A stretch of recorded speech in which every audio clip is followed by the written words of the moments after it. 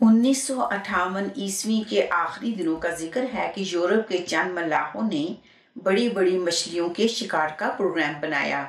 वो सितारा मशरिक नाम के एक जहाज पर सवार थे। उन्होंने 2 कश्तियां जहाज से समंदर में उतारी और इन पर सवार होकर मछलियों की तलाश में मशगूल हो गए। इनको फॉकलैंड के जनूबी जजीरों में समंदर के साहिल से तकरीबन 3 मील दूर एक बड़ी व्हेल मछली नजर आई। इन मल्लाहों ने अपनी कश्तियां इसके पीछे लगा दी और इसके करीब पहुंचकर इस पर लोहे के वजनी कांटे फेंके। मछली ने जख्मी होकर भागने की कोशिश की। जो ही वो एक तरफ मुड़ी, इसकी 12 फुट लंबी दुम ने एक कश्ती के परखच्चे उड़ा दिए। इस कश्ती पर 2 मल्लाह सवार थे।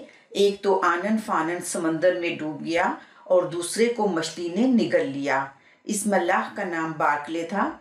दूसरी कश्ती वालों ने यही समझा कि तबाह होने वाली कश्ती के दोनों सवार भी कश्ती के साथ समंदर की गहराइयों में गर्क हो गए, लेकिन उन्होंने मछली का पीछा ना छोड़ा और आखिर इसको शिकार करने में कामयाब हो गए। वो इसको जहाज के साथ बांधकर साहिल पर लाए और जहाज के सारे आदमी कुल्हाड़ों से इस मछली की चीर फाड़ में मशहूर हो गए। वो सारा दिन इस काम में जते रहे और कुछ ने रात गए तक भी ये काम जारी रखा, लेकिन मछली का बड़ा हिस्सा फिर भी बाकी रह गया। दूसरे दिन सुबह उठकर वो फिर इस काम में मशगूल हो गए। थोड़ी देर के बाद इन्हें मुर्दा मछली के पेट में कुछ हलचल महसूस हुई। उन्होंने ख्याल किया कि व्हेल मछली के पेट के अंदर कोई छोटी शार्क मछली है जिसे व्हेल मछली ने निगल लिया होगा और अब वो इसके पेट से बाहर आने की कोशिश कर रही है।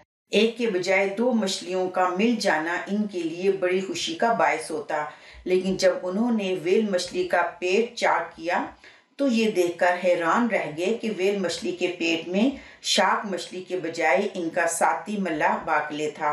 वो तेल और चर्बी में लिथड़ा हुआ था और बिल्कुल बेहोश था।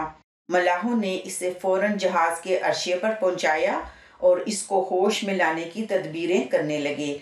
चंद घंटों के बाद इसे होश आया, लेकिन दिमाग पर बहुत बुरा असर पड़ा था और सोचने समझने की ताकत जवाब दे गई थी। जहाज के अस्पताल में इसका इलाज होता रहा और कहीं 2 हफ्ते के बाद इसकी हालत सुधरी। तीसरे हफ्ते के आखिर में इसको पूरी तरह होश आ गया और जो कुछ इसने देखा था और जो कुछ इस पर बीती थी, इसका हाल इसने यूं बयान किया। जब मैं समंदर में गिरा तो मैंने पानी में ऐसी आवाज महसूस की जो तेज हवा के चलने से पत्तों वगैरह के उड़ने से पैदा होती है। ये आवाज व्हेल मछली के इधर उधर दुम मारने की वजह से पैदा होती है। इस आवाज से ऐसा मालूम होता था कि मुझे पानी का दबाव एक जानब खींचे जा रहा है। मेरे लिए हाथ पांव हिलाना और इस खचाव से बचना मुमकिन ना था। इसके बाद मैं यकयक गहरी तारीकी में गर्क हो गया और यूं महसूस किया कि एक नर्म रास्ते से गुजर रहा हूं जिसके इर्द गिर्द दीवारें खड़ी हैं। मैंने इसे हाथ से छुआ तो वो बहुत ही नर्म और चिकनी थी। यहाँ अंधेरा ही अंधेरा था जिससे बाहर निकलने का सोचा भी नहीं जा सकता था, लेकिन ये अजीब बात थी कि मैं सांस ले सकता था।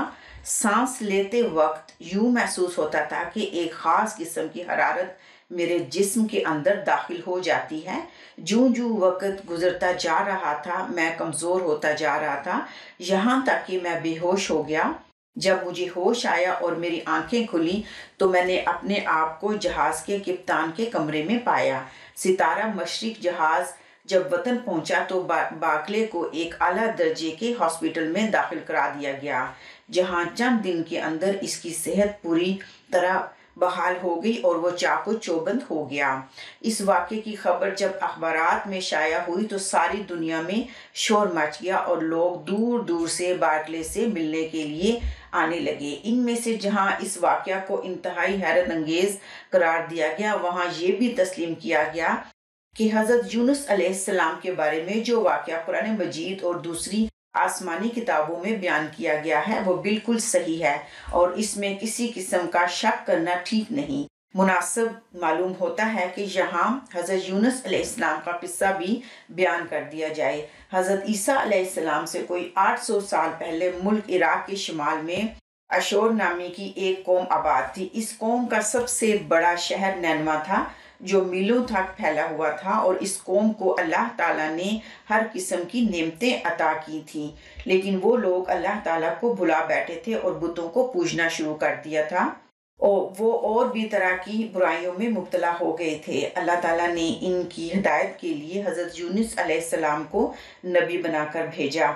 حضرت یونس علیہ السلام سالہ سال تک اپنی قوم کو سمجھاتے رہے کہ ایک اللہ کو مانو، بتوں کو مت پوجو اور ان کاموں سے باز آ جاؤ جن سے اللہ نے منع کیا ہے، مگر ان لوگوں نے حضرت یونس علیہ السلام کی کوئی بات نہ مانی، بلکہ الٹا ان کے خلاف الٹی سیدھی باتیں بنانے لگے۔ آخر حضرت یونس علیہ السلام نے ان کی ضد سے تنگ آ کر اللہ سے ان پر عذاب بھیجنے کی دعا کی، اور پھر ان لوگوں کو بتایا کہ آج سے تیسرے دن اللہ کی نافرمانی کی سزا تم کو اس کے عذاب کی صورت میں ملے گی، اور وہ ان سے خفا ہو کر تیسرا دن آنے سے پہلے اللہ کے حکم کا انتظار کیے بغیر آدھی رات کو شہر سے نکل کھڑے ہوئے۔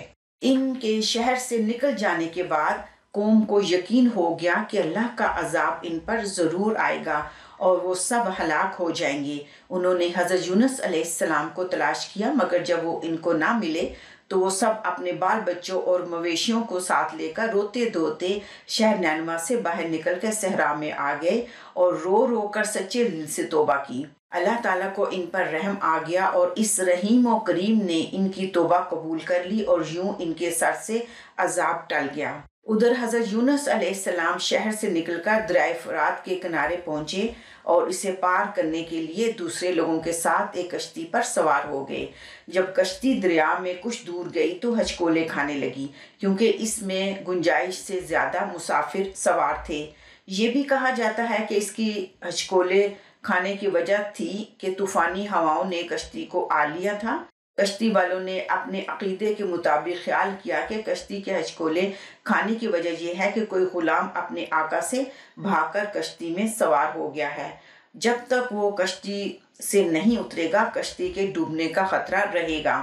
حضرت یونس علیہ السلام نے ان لوگوں کی باتیں سنی تو ان کے دل میں خیال آیا، وہ غلام تو میں ہی ہوں جو اپنے رب کے حکم کا انتظار کیے بغیر شہر سے نکل کھڑا ہوا۔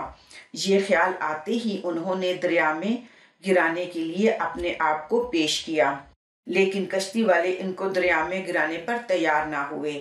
آخر کوڑا ڈالا گیا تو حضرت یونس علیہ السلام کا نام نکلا۔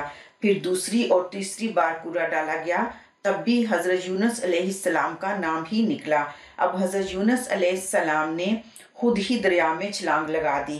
اللہ کی قدرت، جو ہی وہ دریا میں گئے ایک بہت بڑی مچھلی نے ان کو نگل لیا۔ انہوں نے مچھلی کے پیٹ کے اندر جا کر دعا پڑھنی شروع کر دی، لا الہ الا انت سبحانک انی کنت من الظالمین۔ ترجمہ: اے اللہ، تیرے سوا کوئی عبادت کے لائق نہیں، تو پاک ہے، بے شک میں قصوردار ہوں۔ اللہ تعالیٰ نے ان کی دعا قبول کر لی اور اس کے حکم کے مطابق مچھلی نے ان کو زندہ سمندر کے ساحل پر اگل دیا۔ اللہ تعالیٰ کی رحمت سے ساحل پر ان کو ایک بیلدار درخت کا سایہ مل گیا۔ اس درخت کے پتے سایہ اور پھل خوراک کا کام دیتے تھے۔ جلد ہی ان کی کمزوری اور بیماری جاتی رہی تو مچھلی کے پیٹ میں جانے کی وجہ سے ان کو ہوئی تھی۔ پھر وہ اپنی قوم کے پاس آ گئے اور اب ان کی قوم بالکل سدھر گئی تھی۔ وہ اللہ تعالیٰ پر ایمان لے آئی تھی اور حضرت یونس علیہ السلام کو بھی اللہ کا سچا نبی مان لیا تھا۔ ایمان کے بعد یہ قوم کافی عرصہ تک اللہ تعالیٰ کے بتائے ہوئے سیدھے راستے پر قائم رہی۔ اس کے نتیجے میں اللہ تعالیٰ نے انہیں ہر قسم کی نعمتیں پہلے سے بھی زیادہ بڑھ کر عطا کیں۔ یہ دنیا کی ایسی ہی ایک قوم گزری ہے جس پر سے اللہ کا عذاب ٹل گیا، اور پھر اللہ تعالیٰ نے لمبے عرصے تک اسے زندگی کی نعمتوں سے فائدہ اٹھانے کا موقع دیا۔ قرآن مجید میں حضرت یونس علیہ السلام کا ذکر 6 صورتوں میں آیا ہے۔ ان صورتوں کے نام یہ ہیں۔ ان میں سے ایک سورہ خود حضرت یونس علیہ السلام کے نام پر ہے۔ حضرت یونس علیہ السلام کو قرآن مجید میں ذو النون اور صاحب الحوت بھی کہا گیا ہے۔ ذو النون اور صاحب الحوت دونوں کے معنی ہیں مچھلی والا۔ یہ لقب ان کو مچھلی والے واقعے کی وجہ سے ملے۔